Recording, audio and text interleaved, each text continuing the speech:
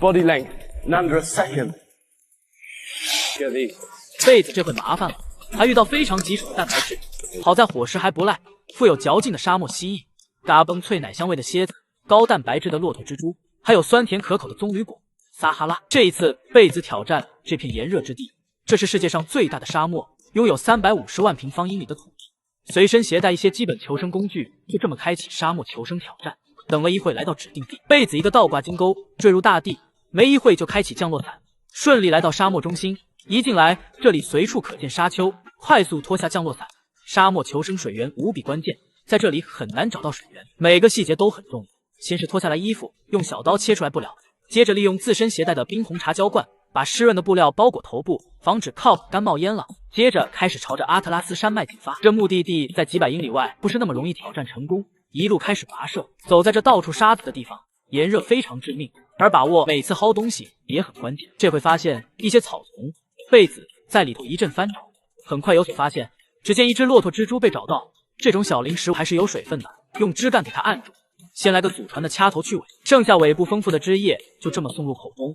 入口有种爆浆的爽感，就是表情管理不太到位。完事起身继续前行，走了一会停下脚步，好在准备一壶水，先小喝一口，含在口中，这样就没感觉那么渴。完事往沙丘斜坡走上，顶着巨大风力，贝子一点点上去，历经一段艰难，气喘吁吁上来，坐下来休息的同时，开始瞭望远处。看着看着，就在远处发现有植被。这种地方到处无尽沙漠，有植被可不简单，有必要去查看。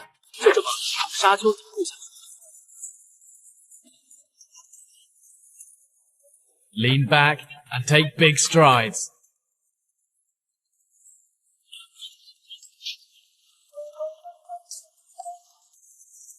狂奔省去不少时间，起身朝着那边植被而去。一会走上斜坡，一会又下斜坡，沙丘众多，而且都大同小异，很容易迷路。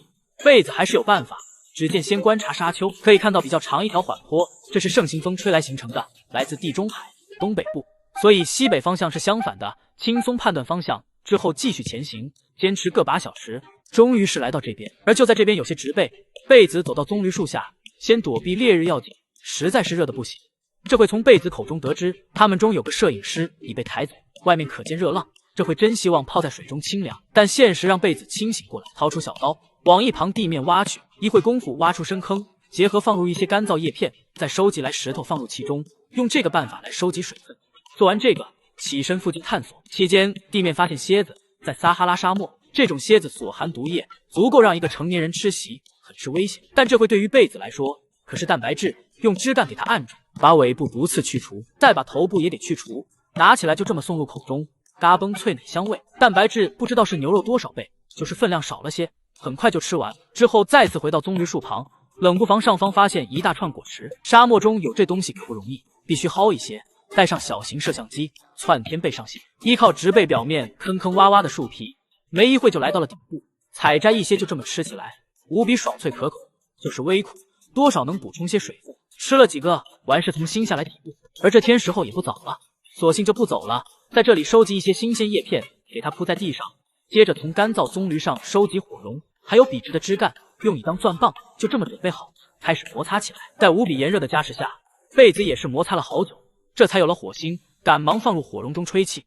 可惜的是没能窜出火苗，这要从新摩擦要耗费力气和时间，直接掏出打火石，快速点燃篝火。就这么过完这天，等到第二天，一起来先来到这个坑旁，掀开叶片，就在其中石头上赫然有些水分，拿起来一顿吸，虽然不多，但多少补充了些。接着收集木头，给它捣碎了，涂抹在眼睛周边，能有效减少眩光。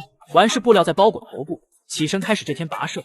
期间在这边发现长相西瓜的东西，说起来这东西可不能食用，切开里头，虽然看起来可口，但吃了会让你进一步脱水，导致生病。不过反过来有防腐和消炎的作用，此外据说还能治疗痔疮。不过目前贝子并不需要，扔掉起身继续前行。没走一会，这边沙地抓到一只蜥蜴，这种生活在沙漠中的蜥蜴可不简单，速度非常惊人。为了测试一番，贝子重新放生，在这一瞬间直接钻进沙地没了。 Here, see that? Look at it, amazing.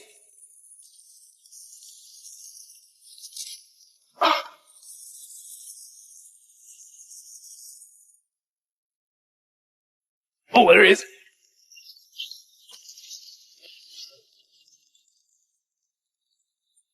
好不容易重新抓到，这早餐可不能就这么丢了，先来个祖传的掐头去尾，拿起来就这么送入口中 ，QQ 弹弹的，富有嚼劲，味道还行。一会功夫给他吃完，这一路吃了好多小零食，同时也让贝子在这极度恶劣环境坚持下来。这天不知道走了多久，终于出了沙丘地带，虽然还是一片荒凉，土地变得厚实，而危险也降临。只见一条黑乎乎的直立起来的辣条挡在贝子前面，面对这危险蛋白质，这会激起贝子的胜负欲。这是一条埃及眼镜蛇，非常危险，携带剧毒的同时，速度还非常快。贝子拿着水开始演技起。There you go, see that hood coming right out? And these guys move so fast, they kill almost 100 people a year in Africa, these. 这会直接扔过去，水杯立即遭受攻击。好在不是人，这会想想还是算了，太危险了，直接绕开。之后继续朝正确方向前行，再次进入到无尽沙丘。也不知道走了多久，实在热得不行。此时被子都有点疲软，而就在这时候，发现前方有树木，看到这救命稻草，赶忙朝那边走去。等来到这边，可谓连滚带爬坐下来，接着脱下头套。为了能更好休息，被子开始往地面挖去，拿来木棍更轻松。就这样挖到土里没那么干燥，人直接躺进去，在这午间休息，直到最热的时间段过去。被子继续跋涉，走着走着，这边发现一处湿润的地面，正常看到这个是直接扑上去，可警惕被子早已知道这是陷阱，为了示范，直接跳进去其中。正常突发情况，当发现是陷阱，开始紧张，身体挣扎中，越陷越深。正确的做法是身体前倾，试图把一条腿抬起来，增加受力面积，再慢慢爬出来。而成功脱困的被子身上一身泥，非常沉重，脱下来衣服给他清理清理，之后继续跋涉。途中发现沙漠中的金合欢树，而这种被子有所耳闻，枝干长满刺，其中树上有着结晶状的东西，这是制作口香糖最主要材料，送入口中会分泌口水，有效解渴，防止中暑的好东西。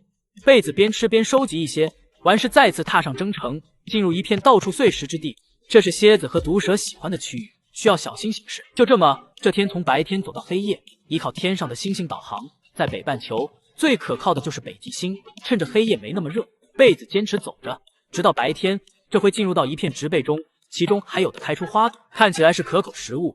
实则这种植被携带剧毒，掰开枝干，瞬间流出白色汁液，在野外不认识的植被，最好还是别碰，除非有专业办法。被子离开这些植被之后，进入山区，这里到处是岩石，来到一处阴凉的比较低的区域，开始往地面挖去，湿润土地非常明显，继续往下挖去，越来越湿润。这会收集一堆沙子在布料上，给它包裹起来，对着口里一顿挤，多少补充一番，接着起身离开这到处岩石之地。这会眼前就是阿特拉斯山脉，这次的终点就是这里。本次挑战成功。